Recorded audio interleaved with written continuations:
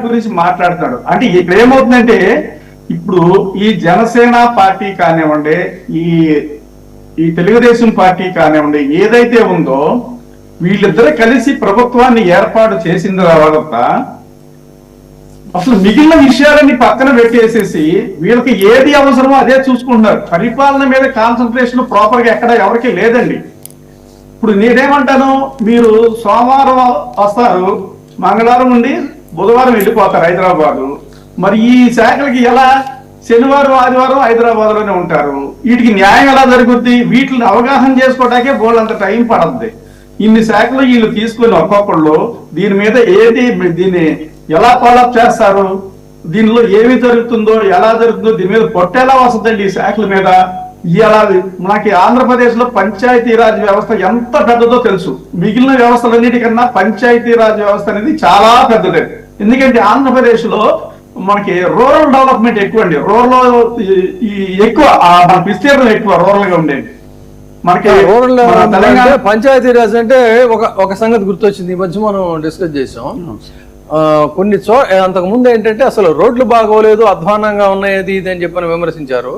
ఇప్పుడు చూస్తే ఏంటంటే కనీసం చాలా చోట్ల తాగునీరు కూడా సరైనటువంటి పరిస్థితుల్లో లేని అధ్వాన స్థితిలో చాలా విలేజెస్ ఉన్నాయి. వీధి దీపాలు నిధులు లేక వీధి దీపాలు కూడా లేవు అని చెప్పనేది.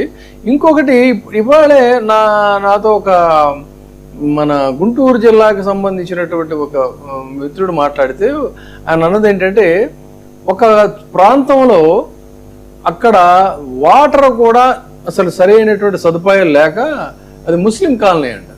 ఆ ముస్లిం కాలనీలో వాళ్ళు ఏం చేస్తారంటే ఇంట్లో మామూలుగా స్నానం చేయడానికి దానికి వాడుకునేటువంటి నీళ్లు ఉంటాయి.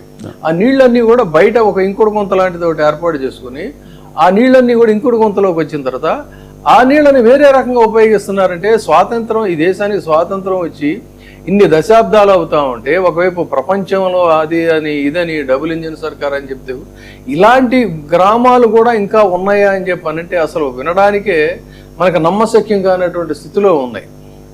ఇది ఇక్కడ పంచాయతీరాజ్ శాఖ గురించి మనం మాట్లాడాల్సి వస్తే సార్, ఇప్పుడు ఆంధ్రప్రదేశ్ లో ఇప్పుడు నాగార్జున సాగర్ కెనాల్స్ ఉన్నాయి. ఇవన్నీ కూడా వైఎస్ రాజశేఖర రెడ్డి గారి హయాంలో తవ్వించిన కెనాల్స్ ఇవన్నీ కూడా.